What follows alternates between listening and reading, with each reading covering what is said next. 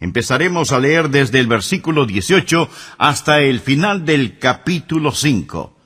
Dice así la palabra de Dios: No os embriaguéis con vino en el cual hay disolución, antes bien, sed llenos del Espíritu, hablando entre vosotros con salmos, con himnos y cánticos espirituales, cantando y alabando al Señor en vuestros corazones, dando gracias por todo al Dios y Padre, en el nombre de nuestro Señor Jesucristo.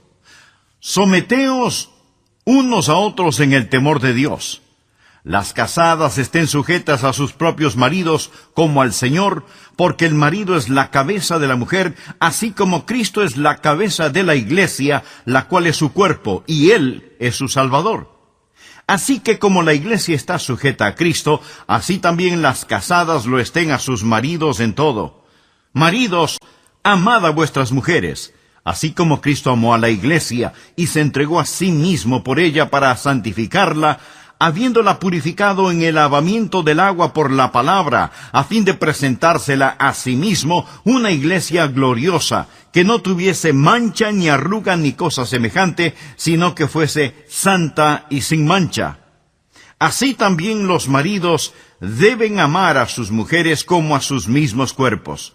El que ama a su mujer, a sí mismo se ama, porque nadie aborreció jamás a su propia carne, sino que la sustenta y la cuida, como también Cristo a la iglesia, porque somos miembros de su cuerpo, de su carne y de sus huesos. Por esto dejará el hombre a su padre y a su madre, y se unirá a su mujer, y los dos serán una sola carne. Grande es este misterio. Mas yo digo esto respecto de Cristo y de la iglesia. Por lo demás, cada uno de vosotros ame también a su mujer como a sí mismo, y la mujer respete a su marido. Para que haya armonía en el hogar, debe haber melodías que nos guste escuchar y nos gusta cantar juntos. Armonía para cantar diferentes partes. Dios hizo a los hombres y a las mujeres diferentes para poder hacernos uno, para que podamos cantar la misma canción. Pero el hombre canta una parte y toma la iniciativa, y la mujer canta la otra parte, armonizando con su esposo. Ese es el plan de Dios. Entre el hombre y la mujer hay diferencias psicológicas, fisiológicas y emocionales que varían en grado. No son exactamente lo mismo en cada ser humano. Pero estamos hablando del diseño divino. Cómo Dios hizo al varón y a la mujer con definitivas diferencias. Por ejemplo, Dios nos enseña que el hombre debe ser el proveedor y que la mujer debe ser su ayudante. El hombre debe ser el protector y la mujer una nutridora, porque en su vientre se nutre la vida. El hombre debe ser el guiador, mientras la mujer es la encargada de los adornos y la belleza del hogar. Y mientras, por lo general, el hombre es más fuerte físicamente, la mujer es más tierna y frágil en su naturaleza. Dios nos hizo diferentes a fin de poder hacernos uno. Pedro dice que juntos, hombre y mujer, somos herederos de la gracia de la vida. Dios desea que juntos, marido y mujer, sean los herederos de sus bendiciones. Hay un diseño divino, hay diferencias definitivas y hay direcciones dinámicas. Hoy tenemos una generación de niños que está muy confundida. No saben si están siendo criados por un hombre femenino o una mujer masculina. Hoy existe una especie de neblina entre la distinción de los sexos, como resultado del feminismo radical. Pero esto solo pone en evidencia el fracaso de los hombres por no ser el tipo de hombres masculinos que deben ser. Tenemos una generación de hombres miniatura en lugar de verdaderos hombres. Esto es un tributo al fracaso del hombre en desempeñar el rol que Dios le ha dado. La epidemia de divorcios, la homosexualidad, el abuso sexual, la promiscuidad, los trastornos emocionales, los suicidios. Pienso que los hombres son principalmente los responsables. Cuando Eva falló, Dios no la culpó principalmente a ella. Dios culpó a Adán por el fracaso de Eva. Y los hombres debemos asumir nuestras responsabilidades. Con esto en mente, permítame decirle 5 cosas que nosotros, los hombres, debemos hacer. Primero, usted debe asumir su responsabilidad. El capítulo 5 de Efesios es mucho más fuerte para los hombres que para las mujeres cuando se lo interpreta correctamente. Amigo, le voy a decir lo que debe hacer si desea ser un hombre de verdad, si quiere tener una masculinidad madura, si quiere ser capaz de demostrarles a sus hijos cuál fue la intención original de Dios y cuál el diseño divino para usted como hombre. Primero, usted debe asumir su responsabilidad. Por favor, leamos Efesios capítulo 5, versos 22 y 23. Las casadas estén sujetas a sus propios maridos como al Señor, porque el marido es la cabeza de la mujer, así como Cristo es la cabeza de la iglesia, la cual es su cuerpo y Él es su Salvador. Muchas veces llamamos a eso la cadena de mando. Pero la cadena de mando no es la mejor manera de describirlo. De lo que realmente se habla aquí es de la cadena de responsabilidad. Ser la cabeza literalmente significa que usted es responsable. No significa que usted existe para que le suplan sus necesidades. Significa que usted existe para suplir las necesidades de otros. Como esposos, no podemos evadir esas responsabilidades. Por favor, anote al margen 1 Corintios, capítulo 11, versículo 3. Pero quiero que sepáis que Cristo es la cabeza de todo varón, y el varón es la cabeza de la mujer, y Dios la cabeza de Cristo. El problema actual es que hay tantos hombres que no asumen sus responsabilidades. Quieren tener el liderazgo, pero no la responsabilidad. Cuando se le dice a su esposa que esté sujeta a usted, eso significa que ella debe esperar en usted. No significa que ella está para ser su sirvienta. Pero está allí para que las necesidades básicas de ella sean suplidas por usted. El hecho de que ella se someta a usted significa que usted tiene la responsabilidad de cuidar de ella. Y su liderazgo debe ser un liderazgo que sirve. La sumisión de la mujer no significa inferioridad. Claro que el diablo le dirá que si está en sumisión, usted es inferior. No lo crea. Esa es una mentira satánica. En Filipenses 2, versículos del 5 al 9, leemos: haya pues en vosotros este sentir que hubo también en Cristo Jesús, el cual, siendo en forma de Dios, no estimó el ser igual a Dios como cosa a que aferrarse, sino que se despojó a sí mismo, tomando la forma de siervo, hecho semejante a los hombres. Y estando en la condición de hombre, se humilló a sí mismo, haciéndose obediente hasta la muerte, y muerte de cruz. Por lo cual Dios también le exaltó hasta lo sumo y le dio un nombre que es sobre todo nombre. Jesús se humilló y Dios lo exaltó. Nunca nos parecemos más a Jesús que cuando tenemos un espíritu de sumisión. Nunca nos parecemos más al diablo que cuando tenemos un espíritu de rebeldía. Ahora, si Dios el Padre es la cabeza de Cristo el Hijo, ¿significa que Cristo el Hijo es inferior a Dios el Padre? De ninguna manera. Dios el Padre, el Hijo y el Espíritu Santo son coiguales y coeternos. Sería blasfemia y distorsión de una doctrina cristiana básica decir que alguien es inferior en la Trinidad.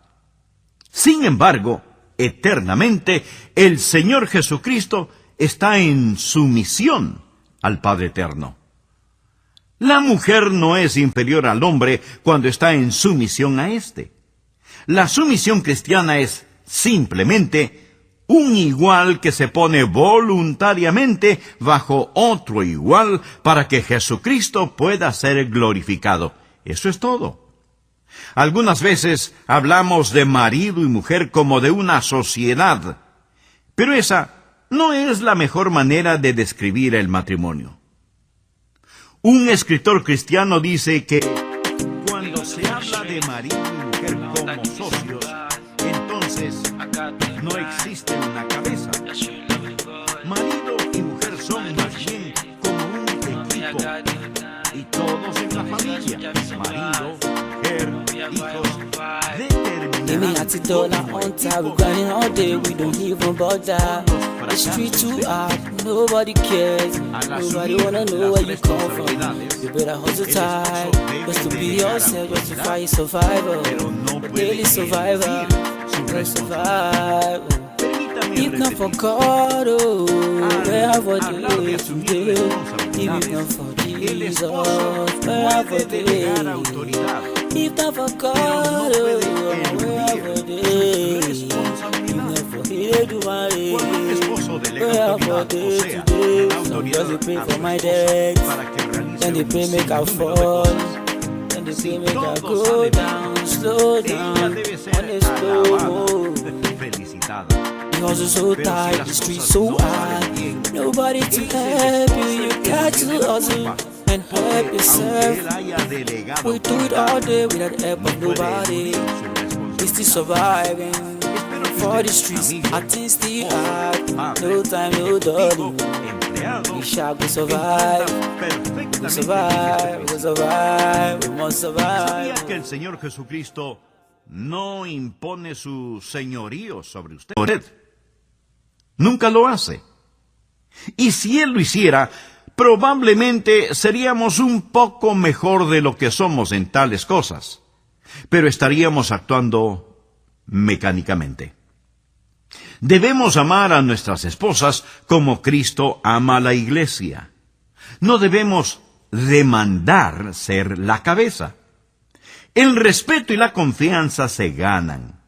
Y el Señor Jesucristo definitivamente se ha ganado mi respeto, se ha ganado mi confianza.